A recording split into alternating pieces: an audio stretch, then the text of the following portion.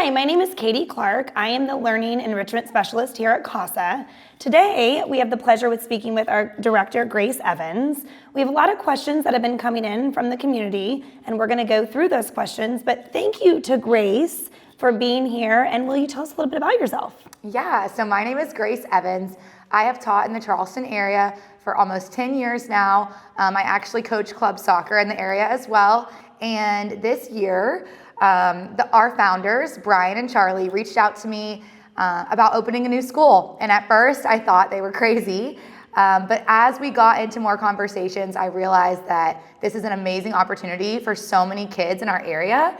And I was so excited to get on board and merge my two passions of athletics and academics in one setting. So I'm super happy to be here. Yes, thank you for being here.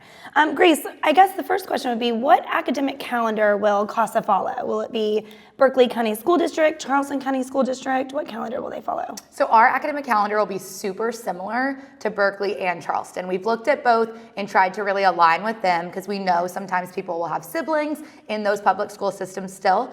We'll have a couple differences though. Number one, we will not have any early release days. We know that that's hard on the parents to, change your whole day around. So we will not have any early release days. We also will have the breaks. At Thanksgiving, we'll have a whole week. At Christmas time, we'll have 2 weeks. And then for our spring break, we will have an A and B week where students can choose what fits best for their family. We think that flexibility just really aligns with what we're trying to do here, and we want to provide that for our families. We also will end school before Memorial Day, so everyone can be done and ready to enjoy their summer break. Is it the same curriculum as Daniel Island School now? We will be using a variety of curriculums to best suit the needs of our students. So while we'll still be teaching to the South Carolina standards that all the local public schools and a lot of the private schools go to, we will be pulling the best resources from a variety of different curriculums. For example, we know that there's a lot of valuable resources within Pearson, McGraw-Hill, some of those really well-known educational companies, but we feel that one curriculum doesn't always give you the best. And so we have seen in our experience, my experience in the classroom and then our other staff members have seen that when you're scripted to a curriculum, it just doesn't allow any creativity from the teachers or from the students. And so we feel that by creating a curriculum that best suits our student population, we can get the most from them. Awesome. Testing, the dreaded testing. Yes. Will there be testing? And if so, are you also going to be teaching to test? So as far as standardized tests goes and progress monitoring, we'll be using MAP testing. We know that keeping data on our students and seeing their growth over the year is really important to parents, and it's important to us too. So we'll be using MAP testing for that, and that will kind of show us where they're at in terms of their grade level and also in terms of the national rank system. From there, we'll also have assessments throughout our courses. So a test in math, a test in reading, those types of things, they will get grades just like a traditional school, but we will not be teaching to those tests. Our tests will be created by our teachers to really assess our students' knowledge, but they'll be in more of a way to inform our instruction. Do we need to go back and reteach this lesson because you don't understand it? Or are you doing so great that we need to move a little bit faster? Right. Those types of things. Okay. Students can opt in to take the SC Ready. We are not going to be required to take that since we are not a public school in South Carolina. However, everyone has the option to opt into that, and we'll provide resources for families for that. Okay, awesome.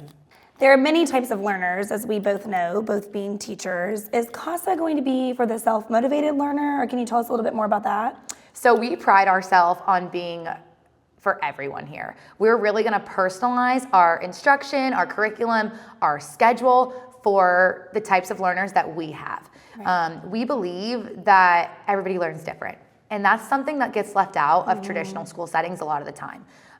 Because of the numbers, because of all that, we're forced to teach just what's best for the masses. Right. And here at CASA, we want to do what's best for who's sitting in front of us. Right. Not the whole group, but each individual student. So that being said, it will not only be for self-motivated learners. We want to instill that self-motivation within our students, and we plan to do that by incorporating executive functioning skills within our instruction. Absolutely. So teaching the students, how do you study? Do you learn by making flashcards? Do you learn by making up a little song? Do you learn by rewriting your notes? Those types of skills, we're gonna teach them and model for them here within our program. We're also gonna look at how to create a presentation, and we're gonna be there to guide them along the way. We have plenty of staff to do that, and such small teacher to student ratios really give us that time to spend with students and help them where they need it the most. Right, because they learn so differently. They all learn so, every child learns so differently. So Right.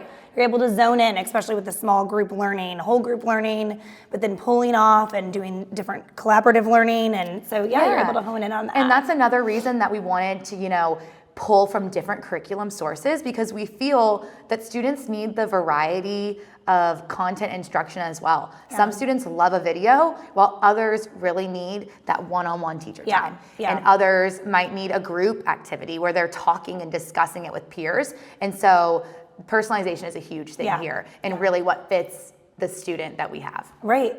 Well, and the social piece, so I know with them coming to school and, kids love socialization. How do you think that you'll incorporate it during the day at CASA and then also within the community? Like, what will community events look like with CASA? So we will have a 45-minute break each day for the students to get that social time. It will be a complete break. There's nothing going on at that time other than lunch, and we're gonna call it recess. We have some areas around our building where the kids can get outside, play a little soccer, tennis, or pickleball, or things like that. We've talked about getting a basketball hoop as well, just getting them some motion. We realize that a lot of our students obviously love athletics, and so we wanna give them that option, but also they can just hang out and be kids and have a fun little break during the day. We know that that is a huge benefit to them, but also the teachers as well. We all need that little break time. And so that will be a huge part of every day where they really get to connect with one another.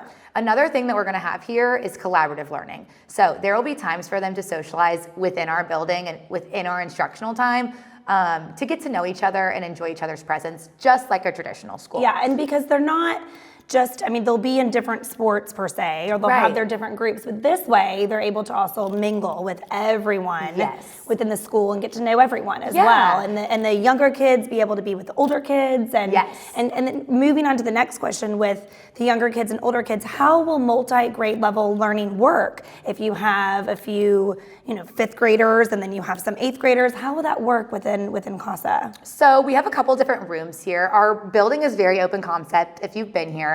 But there are some separate learning rooms. And the purpose of that is so that different grade levels can branch out at different times. Very much like a traditional school setting, fifth graders will be doing something at one time with their teacher and their classmates, while sixth graders will be over here doing something else at another time. Seventh and eighth, somewhere else. They'll all be in their own little learning groups that are best for their level. And that being said, if students need to be challenged more than maybe the grade level that they're on, we can also provide for that. But for the most part, they'll be separated by their grade level. Just because we know that fifth grade math is not the same thing as eighth grade math, and we're gonna account for that. However, we will have the unique opportunity to merge grade levels when it provides for it. So a great example that I love to use is that science experiments, you rarely get enough data in schools to actually give a good experiment and then test it and get good results and then change it up. So there might be instances where we do a science experiment all together to give the kids bigger groups, a larger amount of data to work for and actually understand. But just those types of things. We might do like a whole group activity for a project or a leadership thing where it could benefit all of the students. Like the social piece to that too, I'm thinking as you're talking, is the younger students not only can look up to the older students, but then the older students have the role and playing of, being such a great influence and impact to the younger student. Yes, so absolutely. And that just doesn't get to happen in other schools as much just because of the numbers. And so we're excited that we get to see that happen in front of us because we know that teachers are great, but you can learn so much from classmates, especially older classmates that can serve as a role model to you. So we're excited to bring that in. So we just got off the topic of what in school will look like. What about out of school? What will the out of school events look like in CASA? And then the big question everyone we know wants to know, especially the kids, is will there be homework? So we are definitely looking forward to having an out of school community approach.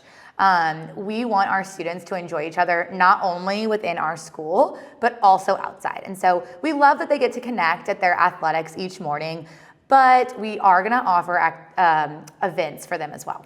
We know for starters that we'll have a back to school kickoff before school starts, just to get them all around each other, get to meet before the first day of school. We know that that's always gets the kids jittery and they're nervous about who's gonna be in their class or who they're gonna know. And with a new school, we realize that that might even be more nerve-wracking for them. And so we're excited to have a back to school little party, get them together and to get inside of our building, get to know each other a little bit before the school really starts. After that, we'll plan to have an event each quarter or each season. And so probably something around Thanksgiving time. We want it to feel like a family here. And so we know Thanksgiving's a family time. And so we'll get together and kind of have some kind of Thanksgiving event. And then we'll probably have something during the holidays. And then again, in spring, we'll have a few events. We also look forward to welcoming parents here for some of our presentations. We want them to be involved in our school. We know that our students feel so much pride when they get to share what they've been working on with not only their peers and their teachers, but also their families. And so we want to welcome them into our building as much as we can, just to show off the great work our students are doing. Right, yeah. And then in terms of homework, we plan to not have any. So we realize that our students here have very busy schedules. They're constantly on the way to different activities and sports and all the things. And so we believe that their education can be done here during the time that they're here each day. And when they're gone, they can think about all the other things. Being a kid, having fun, the sports that are such big passions to them. We want them to focus on that.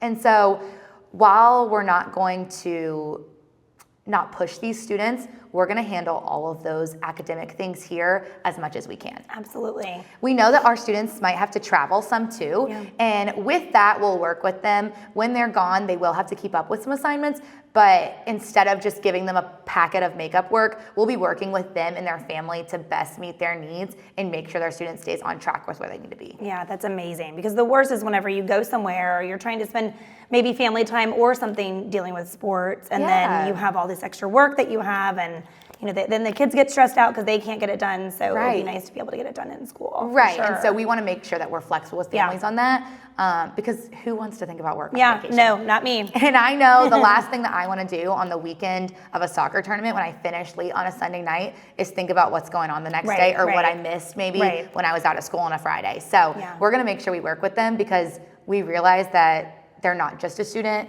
and they're not just a student athlete, but they're a person, and we really value that connection here. Absolutely. Wow. Thank you so much for coming in today and letting me ask you all these questions that are, coming from the community, and we're going to go win the day. Yeah, we are.